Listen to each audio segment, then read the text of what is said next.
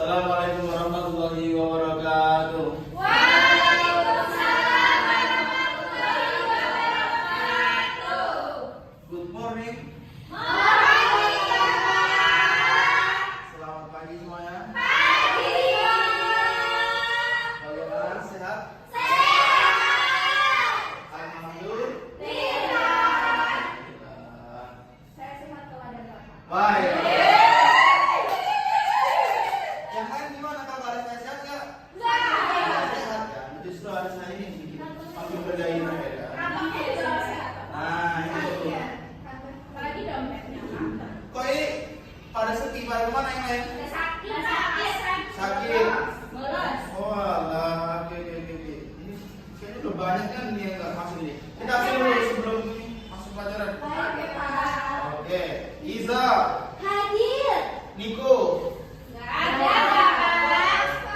Ayu, Hadir, Bapak. Sari, Hadir, Bapak. Uu. Hadir. Kalau saya bukan itu. Loh, siapa namanya? Nama saya adalah Hidayah. Hidayah. Oke, Hidayah Rahmah. Hadir. Hadir, Husain. Hadir. Izin sakit ya. Ya. Oke, Amelia, Hadir.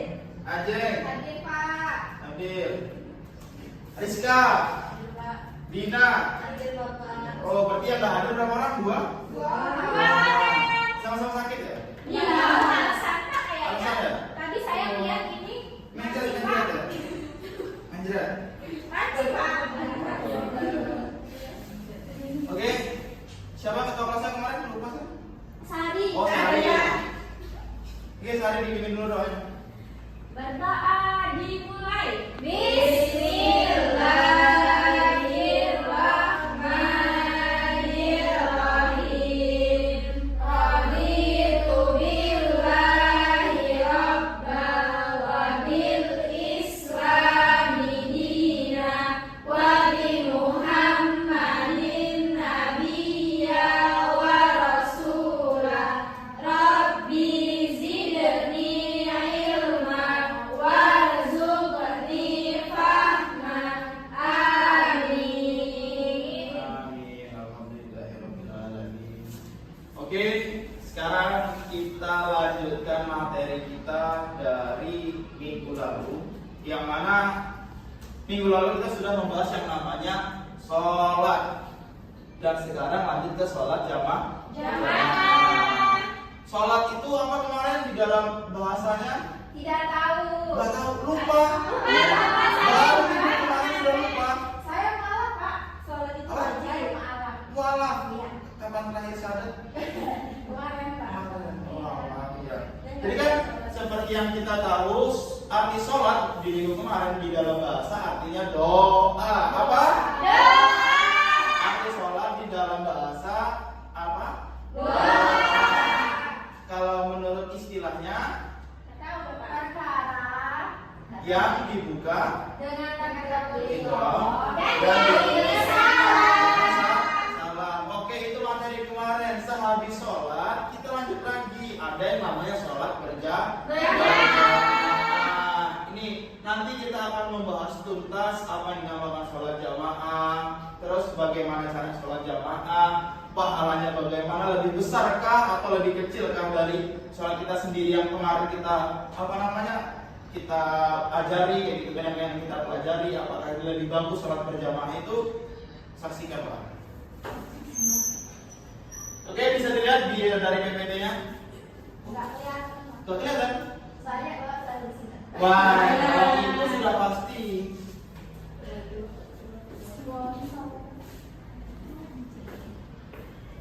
Oke, sekarang kita lanjut kepada materi kita, yaitu sholat berjamaah. Di sini bisa kita lihat di layar ada yang namanya pengertian sholat berjamaah. Kenapa ini? Bahkan jelas sama terlalu. Definisi sholat berjamaah. Sholat berjamaah adalah sholat yang dikerjakan secara bersama-sama, minimal dua orang, terdiri dari seorang imam yang diikuti oleh satu atau lebih dari makmum dengan gerakan yang saling mengikuti dan selaras. Dari definisi ini kita bisa mengambil bahwasanya Sholat berjamaah itu sholat yang dilakukan oleh 2 orang minimal. Kalau 1 orang namanya sholat sendiri. Kalau ada 2 orang sholat dan itu mengikuti berselaras. Kalau 2 orang di dalam masjid, siapa tahu satu sholat sunnah, satu sholat wajib. Gak bisa. Jadi ada 2 orang, yang satu imam, yang satu makmum, baru bisa disebut dengan sholat jamaah. Dengan ini, poinnya dengan gerakan yang saling mengikuti dan selaras. Jangan seorang makmum itu mendahului yang namanya imam. Membersamai saja tidak boleh. Jadi imam itu harus duluan. Contohnya kayak gini, saat imam rukuk, posisi imam sudah rukuk, kita baru rukuk. Jangan pas imam belum rukuk baru minal jinnati wan nas. Ya kan? Habis itu imam belum rukuk, kita udah rukuk duluan makmumnya. Gak boleh. Jadi imam itu rukuk dulu. Prakteknya kayak gini. Ayo Sari sama ini, maju. Sama Iza. Maju. Maju. Contohnya seperti ini. Sari imamnya. Sari imamnya. Nah, nih. Nanti saat Sari mau rukuk, Iza harus ngikutin rukuk. Gak boleh Iza duluan. Ini posisinya Sari menjadi imam.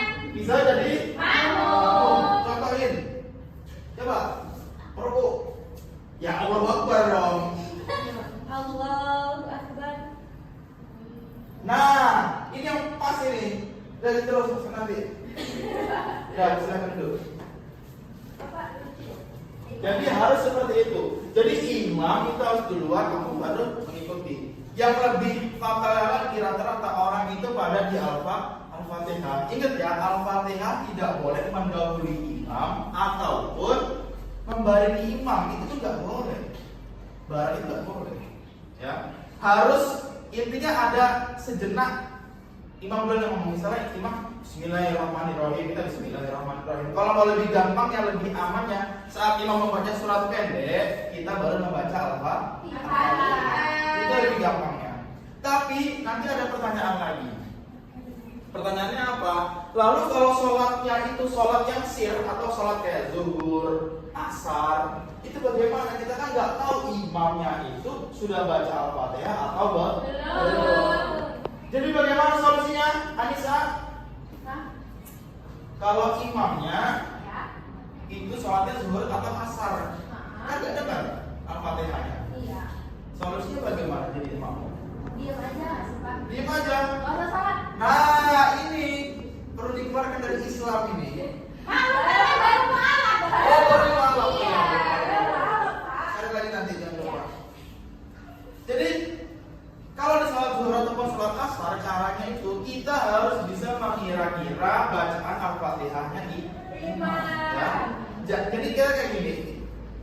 Kayak kita kiranya ini Al-Fatihahnya pasti sudah habis imam ini. Kita baru baca Al-Fatihah. Jangan pula pas lagi takbir Allahu Akbar sholat zuhur tuh. Imamnya baru iftitah, kita sudah Al-Fatihah, itu nggak sah. Ingat ya, sholat kita sama sekali nggak sah. Oke? Makanya jamaahnya. Oke. Lanjut. Sholat berjamaah itu lebih utama 27 derajat dibandingkan sholat sendirian. Ini menurut hadis, bukan menurut saya. Anissa ini kan kamu operator. Dari situ, ya. Oke. Jadi menurut hadis ya, bukan menurut saya. Jadi kalau bisa jamaah harus jamaah. Selanjutnya, yaitu dasar hukum sholat berjamaah. Ada nggak sih dalil kita yang dianjurkan sholat berjamaah? Jelas ada. Contohnya di mana? Ada di dalam Al-Quran. Di sini Allah memerintahkan untuk menjaga sholat dan melaksanakannya bersama dengan orang yang rukuk berjamaah. Sebagaimana disebutkan dalam surat Al-Baqarah ayat 43. Bisa dibuka ke Al-Baqarah ayat 43. Nah, di sini Allah berfirman, Bismillahirrahmanirrahim, wa aqimus sholata wa atuz zakata warka'u ma'ar raki'in. Artinya apa? Dan tegakkanlah sholat dan tunaikanlah zakat dan rukuklah kamu bersama orang-orang yang rukuk. Rukuk di sini berartikan orang-orang yang berjamaah. Jadi ada orang rukuk, kita ikut rukuk. Oke, bisa kembali lagi ke ini. Nah, sini. Lalu di hadisnya ada nggak? Ada, jelas ada. Yaitu Rasulullah SAW bersabda bahwasanya sholat berjamaah memiliki keutamaan 27 derajat, ya, dibandingkan sholat sendiri. Dan beliau sangat menganjurkan pelaksanaannya. Jadi bisa kita ketahui bahwasanya sholat jamaah itu pahalanya sangat-sangat berlimpah. Kalau bisa berjamaah, kenapa tidak gitu kan? Contohnya seperti ini. Malah ada beberapa orang yang bisa menyebutkan itu tuh berjamaah itu bisa disebut wajib seperti itu. Karena apa? Karena di zaman Rasulullah dulu itu ada yang namanya sholat khauf ataupun sholat kayak perang, pas zaman perang, sholat dalam ketakutan. Itu di dalam perang aja kita masih disuruh sholat berjamaah. Berarti kan kayak sedahsyat itu loh sholat berjamaah itu. Bayangkan lagi perang, ya dulu mungkin adanya panah, nggak ada rodel, ya rodel mungkin kayak gitu. Kayak dulu mungkin parang, tombak kayak gitu kan. Jadi dia pakai sholat khauf. Jadi misalnya kayak contoh seperti ini, maju lagi dua tadi, ayo, dua lagi, coba. Nah, kayak gini. Ini contohnya, ini kalau dua saf ya, ini jadi makmum aja dua-duanya, depan belakang. Nah ini sholat dalam keadaan perang. Ini kalian harus perlu tahu. Contohnya seperti ini. Jadi saat nanti yang depan sujud, yang belakang tetap berdiri. Untuk jaga-jaga kalau nanti ada musuh. Kalau semua yang sujud tiba-tiba cucuk dari belakang kita, ditombak dari belakang mati. Jadi nanti saat yang sehari sujud ataupun misalnya gak punya rokok ya, coba rokok sana. Nah, ini tetap berdiri nih posisinya. Ini berdiri. Nanti kalau sehari berdiri, ini baru rokok. Nah gantian itu mengawasi daerah sekitar aman apa enggak kayak gitu. Udah silakan. Jadi seperti itu. Jadi sedasar itu. Jadi nggak ada lagi alasan kita untuk nggak sholat berjamaah. Ya. Jadi memang sedasar itu sholat berjamaah. Selanjutnya, keutamaan sholat berjamaah. Pahala dan keberkahan yang Allah siapkan bagi yang menjaga sholat berjamaah itu 27 kali lipat pahala dibandingkan sholat sendiri. Sesuai hadis sahih yang kita sebutkan. Yang selanjutnya itu 1 derajat naik, dengan setiap langkah ke masjid mengangkat 1 derajat. Jadi kalau masjid kalian jauh itu lebih bagus. Ya langkah ya, kalau pakai motor sih kurang tahu juga sih. Itu mana langkahnya gimana?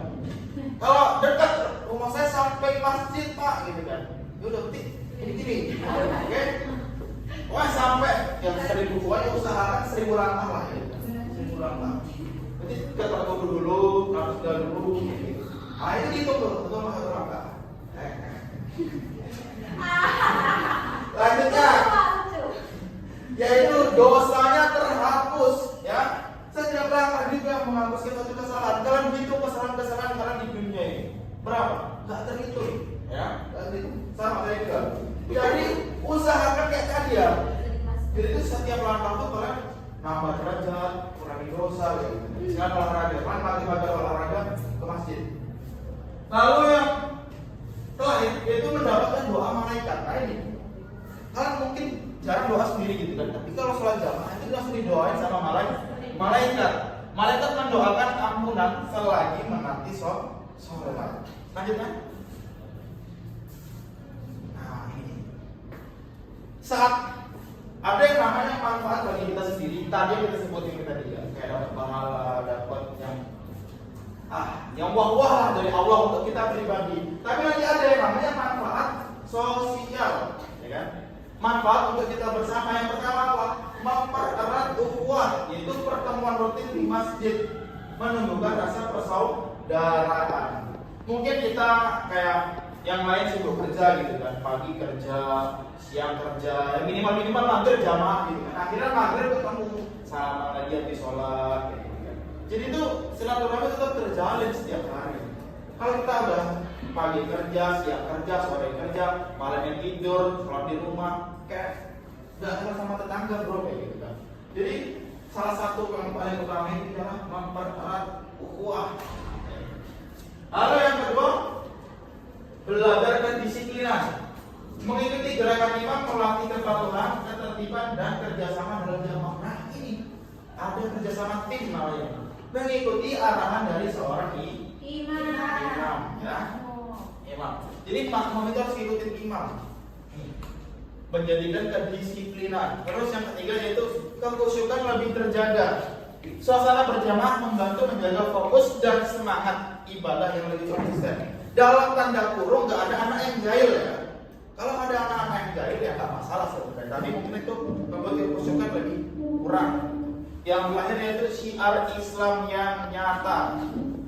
Masjid yang ramai jamaah menjadi tanda hidupnya nilai-nilai Islam di tengah masyarakat. Ini syarat sah sholat berjamaah. Jadi kalian harus paham ini. Yang pertama, niatnya harus sholat berjamaah. Makmum berniat mengikuti imam, imam tidak disyaratkan berniat menjadi imam. Nah ini. Jadi kalau menjadi seorang makmum itu harus berniatnya apakah? Misalnya sholat subuh. Ajam, sholat subuhnya makmum kayak mana niatnya? Bismillahirrahmanirrahim. Usolli pada subhi raka'ataini mustaqbilan qiblati ma'muman lillah. Makmuman.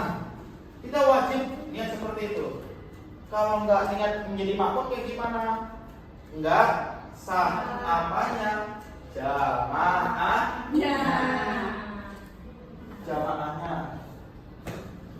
Nah, terus yang kedua yaitu mengetahui gerakan imam. Kalian lihat, nah ini nih banyak kemarin-kemarin yang bertanya, kalau sholatnya di luar masjid gimana? Kalau jamaahnya penuh membludak, kayak gimana? Yang penting kita tahu gerakannya imam. Minimal kalau kita nggak nampak gerakan imam, kita nampak orang itu nampak gerakan imam. Contohnya gimana? Seperti ini. Kayak, nah, yang penting ada pintu yang ini ya, apa namanya? Yang terbuka yang menyambung kita ke dalam daerah masjid tersebut. Jadi, misalnya gini, saya sholat di sini, nggak nampak imamnya karena sini saking ini kan tetap apa gitu kan. Tapi sini ada pintu, sebelahnya ada orang dan orang ini nampak sama imamnya gitu kan. Saya bisa sholat di sini berjamaah. Asalkan orang ini nampak sama imam, kita nampak sama orang yang di sebelah kita. Jadi patokannya bukan hanya ini ya. Kita tahu kawan samping itu gerakan sholatnya, kita ikut kawan samping, tidak apa-apa. Yang ketiga itu tidak mendahului imam, kalian bisa lihat sendiri. Terus posisi sejajar ataupun di belakang. Kalau sejajar, kalau cuma berdua. Kalau berdua itu harus kayak hampir sejajar lah, kayak munduran dikit gitu kan. Itu kalau yang berdua, kalau yang rame harus di belakangnya. Lalu yang kelima itu satu tempat atau masjid. Nah ini jangan pula kalian di rumah, imamnya di masjid sholat nggak sah jamaahnya kayak gitu. Yang penting yang sholat tidak bisa. Terus yang terakhir itu sah sholatnya di imam. Sholat imam harus sah secara syariat agar makmum sah mengikutinya. Nah ini imam mempunyai tanggung jawab yang sangat besar. Karena apa? Karena saat imam ini nggak sah sholatnya, yang menjadi tanggungan makmumnya juga tidak sah. Dari materi yang tadi sudah kita jabarkan, apakah ada pertanyaan?